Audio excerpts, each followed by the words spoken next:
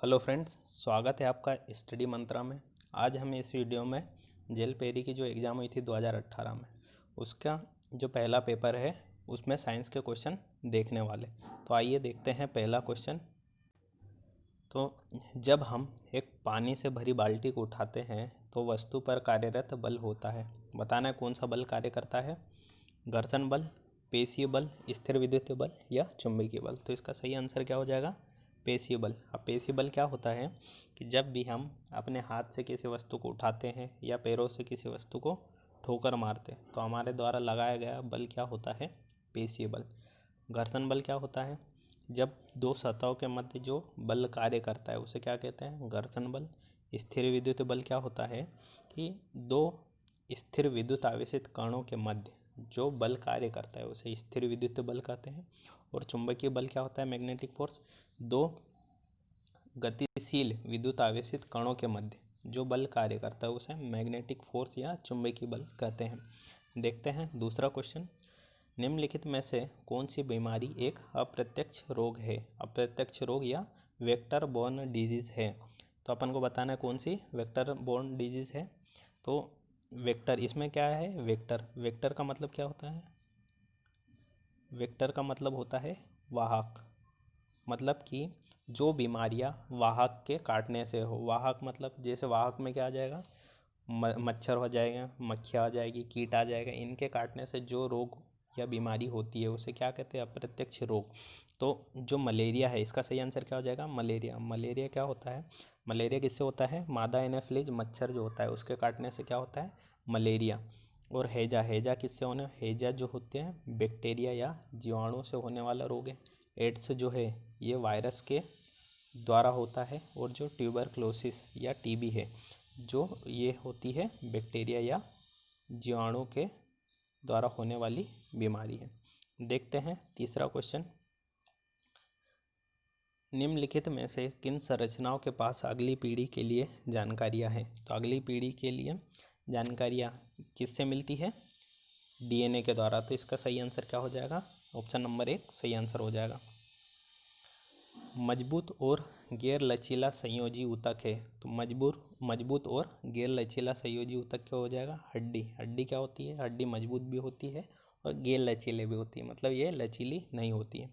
Option 1 में क्या दिया है, कंडरा या टेंडन। या टेंडन क्या कार्य करता है, ये टेंडन जो होता है हड्डी से मांसपेशियों को जोड़ने वाला ऊतक है या टिश्यू है। हड्डी से मांसपेशियों को जोड़ने वाला ऊतक क्या होता है, टेंडन।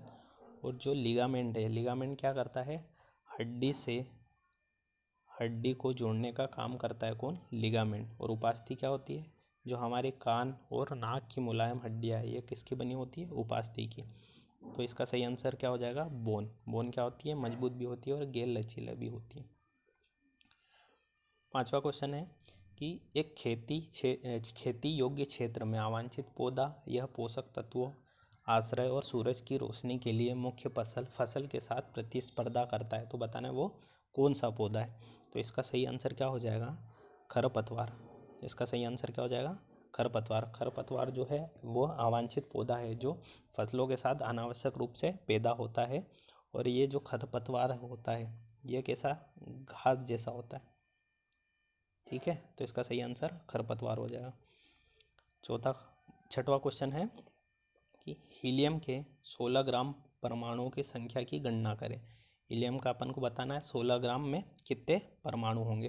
तो और हीलियम का क्या दिया है यहाँ पे, द्रव्यमान दिया है कितना, 4U। 4U, यू मतलब यूनिफाइड मास। तो हीलियम के जो 4 ग्राम या 4U में कितने एटम होते हैं, 6.023 गुणित 10 की घात 23 परमाणु होते हैं। 4U में कितने होते हैं, इतने परमाणु होते हैं। तो 16 में बताना है। तो मैं यहाँ 4 का गुणा कर दूंगा तो क्या हो जाएगा, 16 ग्राम या 16U हो जाएगा। तो इधर 4 का गुणा किया तो इधर भी गुणा करना पड़ेगा, कितना, लगभग 24। लगभग कितना आ जाएगा आंसर, 6 चौक 24 हो जाएगा। तो सही आंसर क्या हो जाएगा, 24.09 गुणित 10 की घात 23। इसमें क्या हो जाएंगे, परमाणु हो जाएंगे या एटम हो जाएंगे। सातवां क्वेश्चन है कि एक परमाणु के नाभिक की खोज इनके द्वारा की गई। तो परमाणु के नाभिक की खोज किनके द्वारा की गई? जे थॉमसन के प्रयोग में, चैडविक का प्रयोग, रदरफोर्ड का स्वर्ण पन्नी प्रयोग या मिलिकन का तेल डॉप प्रयोग में नाभिक की खोज हुई। तो इसका सही आंसर क्या हो जाएगा? जो रदरफोर्ड का कौन सा गोल्ड फॉइल एक्सपेरिमेंट या स्वर्ण पन्नी प्रयोग, इसमें इन्होंने पता लगाया था रदरफोर्ड में कि ये जो क्या है एटम या परमाणु, एटम या परमाणु, इसके अंदर क्या है, इसके अंदर नाभिक भी होता है, इसके अंदर नाभिक मौजूद होता है। तो इसका सही आंसर क्या हो जाएगा? रदरफोर्ड का स्वर्ण पन्नी प्रयोग। इसमें इन्होंने पता लगाया था कि जो एटम है इसके अंदर क्या होता है, एक नाभिक भी होता है। तो सही आंसर तो ऑप्शन नंबर 3 सही हो जाएगा। 8वां क्वेश्चन है कि जंग का रासायनिक सूत्र है, तो अपन को जंग का रासायनिक सूत्र बताना है। तो जंग का रासायनिक सूत्र क्या हो जाएगा? Fe2O3। Fe2O3 का पूरा नाम क्या हो जाएगा? फेरस ऑक्साइड या आयरन ऑक्साइड इसे कहते हैं। 9वां क्वेश्चन है, एक माचिस की डिबिया की लंबाई मीटर के पैमाने पर रखकर मापी जाती है। एक माचिस है, इसकी लंबाई किससे? मीटर के स्केल से मापी जाती है। इसका एक सिरा है, इसका किसका स्केल का जो एक सिरा है 25.7 सेंटीमीटर पर है और दूसरा 29.2 सेंटीमीटर पर है। तो माचिस की डिबिया की वास्तविक लंबाई होगी। तो देखते हैं अपन, ये जो है मान लो माचिस है और ये स्केल है। तो स्केल का एक सिरा यहाँ पर कितने पे है? 25.7 सेंटीमीटर पर है और दूसरा सिरा कितने पे है? माचिस के 29.2 सेंटीमीटर पर। जब मैं क्या करूँगा, 29 में से 25 घटा दूंगा तो इतनी जो माचिस की लंबाई मिल जाएगी। तो 29 में से कितना 25 घटा देंगे 25.7, तो सही आंसर आ जाएगा 12 में से 7 गया 5 और 8 में से 5 गया तो 3। तो इसका सही आंसर क्या हो जाएगा? 3.5। ऑप्शन नंबर 2 सही आंसर हो जाएगा। तो माचिस की लंबाई कितनी हो जाएगी? 3.5। 10वां क्वेश्चन, खोखली ईंटों से बनी भारी दीवारों वाले घर कैसे होते हैं? सस्ते होते हैं, हवा को फंसाते और गर्मियों में कमरों को ठंडा रखते हैं, आसानी से विघटित हो जाते हैं या अधिक मजबूत होते हैं। तो सही आंसर क्या हो जाएगा? ऑप्शन नंबर 2, हवा को फंसाते हैं और गर्मियों में कमरे को ठंडा रखते हैं। तो ये जो खोखली ईंटों से बनी दीवारें होती है, ये कैसी होती है? ये मान लो ईंट है, ये अंदर से क्या है? खोखली है। ये मान लेता हूँ मैं, ये रूम है और ये जो है खोखली ईंटें हैं। तो इसमें क्या होती है? इसमें हवा फंस जाती है। तो हवा फंस जाती है जिससे क्या होता है कि ये जो दीवारें हैं ये अंदर के कमरों को क्या रखती है? ठंडा रखती है। तो सही आंसर क्या हो जाएगा? ऑप्शन नंबर 2 इसका सही आंसर हो जाएगा। 11वां क्वेश्चन, यदि एक समतल दर्पण के सामने उससे 10 सेंटीमीटर दूरी पर वस्तु रखी जाती है तो निर्मित प्रतिबिंब होगा। तो प्रतिबिंब बताना है अपन को, कहाँ बनेगा। ये मान लेता हूँ मैं, ये दर्पण है, समतल दर्पण, और इससे 10 सेंटीमीटर दूर यहाँ वस्तु रखी, तो प्रतिबिंब कहाँ बनेगा? तो दर्पण के पीछे 10 सेंटीमीटर की दूरी पर प्रतिबिंब बनेगा। तो इसका सही आंसर क्या हो जाएगा? दर्पण के पीछे 10 सेंटीमीटर की दूरी पर। क्वेश्चन नंबर 12 है कि खमीर का उपयोग अल्कोहल और वाइन के व्यावसायिक उत्पादन के लिए किया जाता है। तो सूक्ष्म जीवों की किस श्रेणी से यह संबंधित है? तो खमीर को बताना है यह किस श्रेणी से संबंधित है? कवक से, जीवाणु से, प्रोटोजोआ से या शैवाल से? तो जो खमीर है इसका उपयोग काय के लिए? अल्कोहल और वाइन उत्पादन के लिए किया जाता है और यह कवक से संबंधित है। और ये जो खमीर है किससे प्राप्त किया जाता है? ये पौधों से प्राप्त किया जाता है। तो खमीर किसमें? कवक से संबंधित है और यह पौधों से प्राप्त किया जाता है। क्वेश्चन नंबर 13 है कि एक विद्युत घंटी को एक बेल जार के अंदर रखा गया है जो कि क्या है? हवा बंद है। यदि घंटी बज रही है और वायु को धीरे धीरे एक निर्वात पंप की मदद से हटा दिया जाता है तो क्या होगा? हवा स्तंभ के कंपन का आयाम घटता है, हवा स्तंभ के कंपन की संख्या घटती है, स्ट्राइकर के कंपन की संख्या घटती है या स्ट्राइकर के कंपन की संख्या बढ़ती है। तो इसका सही आंसर क्या हो जाएगा? ऑप्शन नंबर 1 इसका सही आंसर हो जाएगा। क्या होगा कि जो हवा स्तंभ के कंपन का आयाम घटता है, मान लो कोई जो विद्युत घंटी बेल जार के अंदर रखी है और हवा जो है धीरे धीरे बेल जार से निकाली जा रही है, तो क्या होगा कि जो हवा के कंपन के आयाम जो है वो भी घटेगा और जो घंटी है, घंटी की जो ध्वनि है वो भी क्या हो जाएगी, कम हो जाएगी। तो सही आंसर क्या हो जाएगा, आयाम घट जाएगा।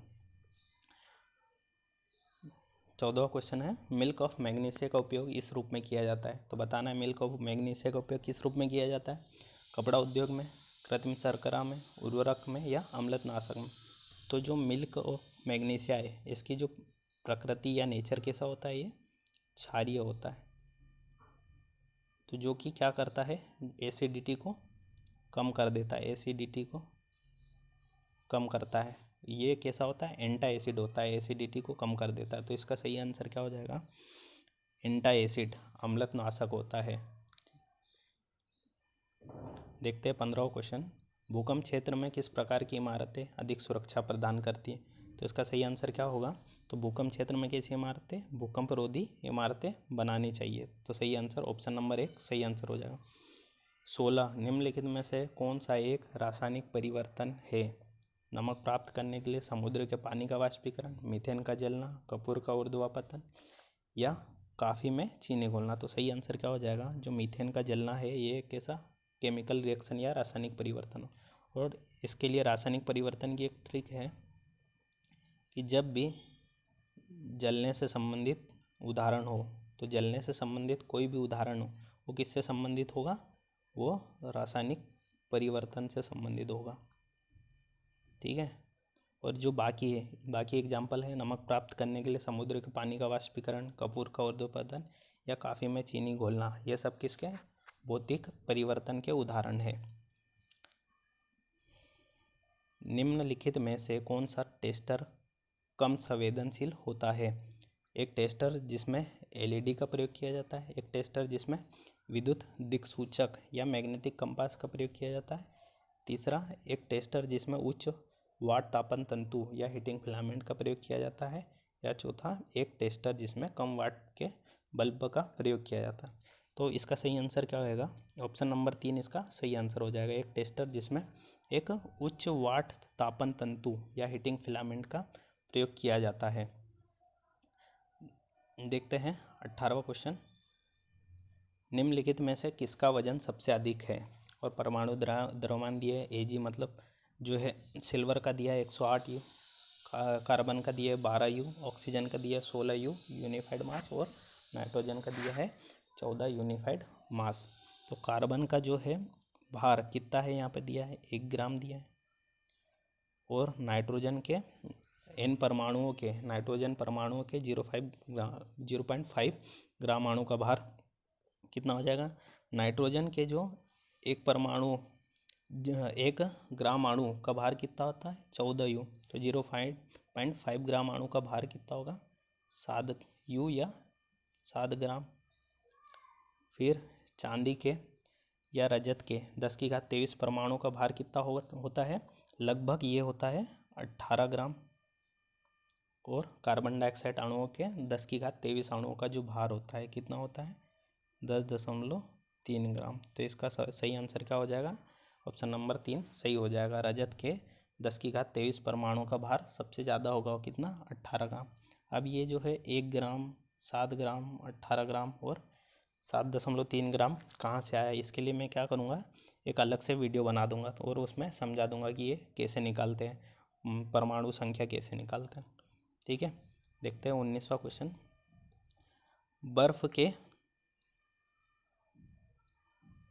बर्फ़ के गलनांक को निर्धारित करने के लिए एक थर्मामीटर को बर्फ़ से आधे भरे हुए बीकर में डाल दिया जाता है और कमरे के तापमान पर रख दिया जाता है। किस थर्मामीटर रीडिंग को बर्फ़ के गलनांक के रूप में लिख लेना चाहिए। बताना है जब ली गई बर्फ़ पूरी पिघल जाती है और पानी शेष रह जाता है। ऑप्शन नंबर 2 क्या है, जब बर्फ़ पिघलना शुरू होती है। ऑप्शन नंबर 3 क्या होगा, एक विशेष तापमान पर थर्मामीटर में पारद का स्तर स्थिर हो जाता है। और चौथा, जब तापमान -2 डिग्री सेल्सियस से बढ़ना शुरू होता है। तो इसका सही आंसर क्या होगा, ऑप्शन नंबर 3 इसका सही आंसर होगा। जब एक विशेष तापमान पर थर्मामीटर में पारे का तापमान स्थिर हो जाएगा तो वो जो है बर्फ़ का गलनांक के रूप में उसको नोट कर लेंगे। देखते हैं 20वां क्वेश्चन कि भोजन तैयार करने के लिए हरे पौधे निम्न में से किसका उपयोग करते हैं? तो भोजन तैयार करने के लिए हरे पौधों को क्या क्या चाहिए? एक तो कार्बन डाइऑक्साइड चाहिए, पानी चाहिए, खनिज चाहिए और सूर्य का प्रकाश। तो ऑप्शन नंबर इसका 2 आंसर सही हो जाएगा। ऑप्शन नंबर 2 इसका सही आंसर हो जाएगा। कार्बन डाइऑक्साइड, पानी, खनिज और सूर्य का प्रकाश, इतनी चीज़ों की आवश्यकता होती है हरे पौधों को भोजन तैयार करने में। तो ये था जेल पेरी का पहला पेपर हमने इस वीडियो में डिस्कस किया है। यदि वीडियो अच्छा लगा हो तो वीडियो को लाइक करें, चैनल को सब्सक्राइब करें। Thank you.